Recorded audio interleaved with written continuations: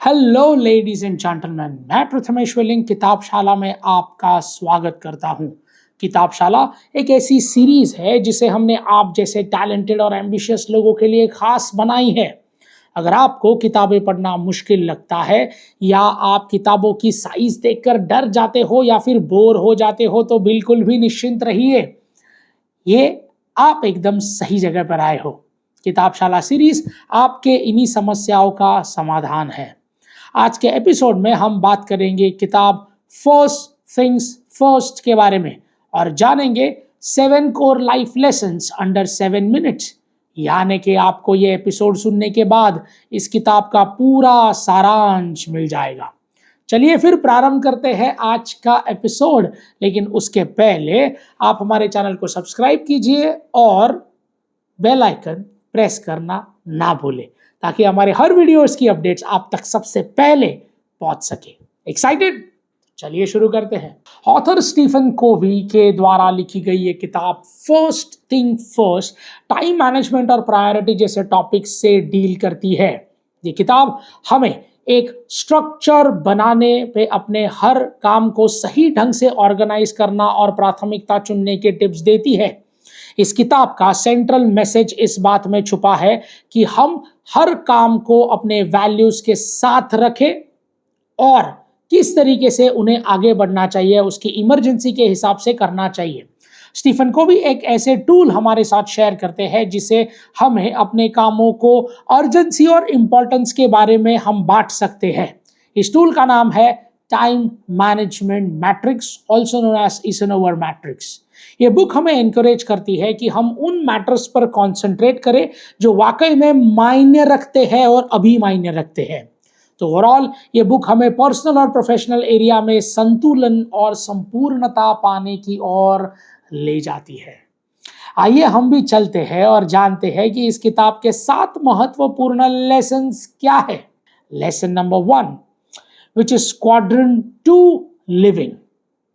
Time management matrix के अनुसार अगर यूज करें तो लेखक क्वाड्रेंट 2 लिविंग का कॉन्सेप्ट शेयर करते हैं। इस मैट्रिक्स में हमारे हर काम को अर्जेंसी और इंपॉर्टेंस के बारे में 4 क्वाड्रेंट में बांटा गया है। लेखक इस बात पर जोर देते हैं कि हमें क्वाड्रेंट 2 में ज्यादा से ज्यादा समय बिताना चाहिए, क्योंकि क्वाड्रेंट 2 में वो एक्टिविटीज होती है जो इंपॉर्टेंट है लेकिन अर्जेंट नहीं है। इस एक्टिविटी में प्लानिंग, पर्सनल डेवलपमेंट में और रिलेशनशिप बिल्डिंग वगैरह वगैरह आता है। स्टीफन कोवी ऑथर का मानना है कि इन एक्टिविटीज को ज्यादा टाइम देकर हम अपनी इफेक्टिवनेस को बढ़ा सकते हैं और एक ज्यादा संतुलित जीवन जी सकते हैं। तो ओवरऑल ये कॉन्सेप्ट हमें अपने टास्क को अपनी वैल्यूज के साथ अलाइन करके लॉन्ग टर्म प्लानिंग की ओर बढ़ने की सीख देता है और सिर्फ अर्जेंट कामों को पूरा करने के बजाय जरूरी कामों को प्रायोरिटी देने के प्रेरित करता है। Lesson number 2, principle centered living. आपको याद है हमने 7 habits of highly effective people नाम की किताब को 27 में कवर किया था। नहीं याद है तो जाकर जरा चेक कीजिए। तो उस किताब के जो प्रिंसिपल्स लेखक स्टीफन ने बताए हैं, उन्हीं प्रिंसिपल्स को जीवन के आधार बनाने के लिए हमें प्रेरित कर रही है। ऐसा करने से हम हर निर्णय लेते वक्त अपनी वैल्यूज और एथिक्स को प्राथमिकता देते हैं। इससे हम पर्सनल और प्रोफेशनल्स दोनों एरियाज में अपने सिद्धांतों पर रहना सीख जाते हैं, जो आज के दौर में काफी जरूरी स्किल है।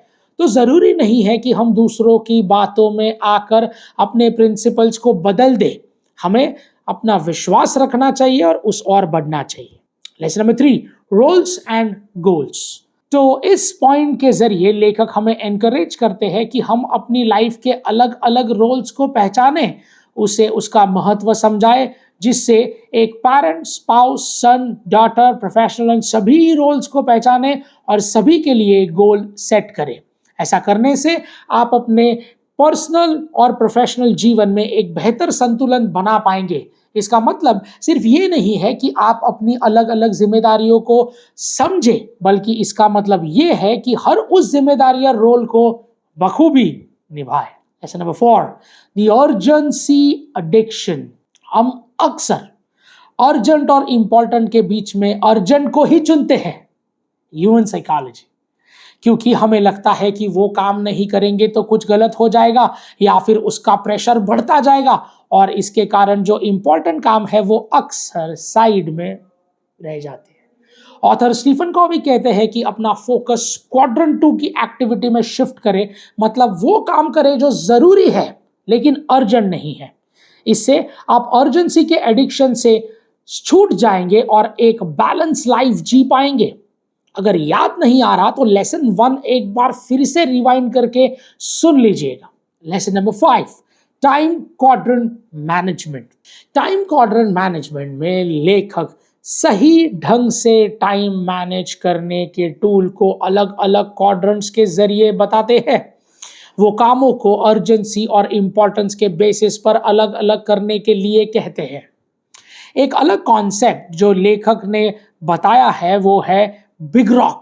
इसमें वो काम आते हैं जो इंपॉर्टेंट है लेकिन अर्जेंट नहीं है, और ये काम ही हमारी प्राथमिकता होनी चाहिए। हमें अर्जेंट कामों से घबराकर इंपॉर्टेंट को साइडलाइन नहीं करना चाहिए, बल्कि इंपॉर्टेंट कामों को करके अपने गोल्स को वैल्यूज के साथ अलाइन करना चाहिए। Lesson number 6, integrity is the moment of choice. Doctor Stephen Covey, इस किताब के लेखक, हमें बुक में कहते हैं कि ईमानदारी एक चॉइस है जिसे चुना जा सकता है और नहीं भी चुना जा सकता। वो इस बात पर जोर देते हैं कि निर्णय लेते वक्त अपने वैल्यूज के आधार पर चॉइस करें। वक्त इंटीग्रिटी होना बहुत ज्यादा आवश्यक है। जो हम अपने सिद्धांतों के आधार पर ही एक्शन ले उससे हमारे आत्मविश्वास बढ़ता है और हमारा ओवरऑल कॉन्फिडेंस हमें आगे ले जाता है। तो लोगों के दबाव में आकर कुछ ऐसा करना जो आपके वैल्यूज को डिस्टर्ब करता है तो ये गलत है।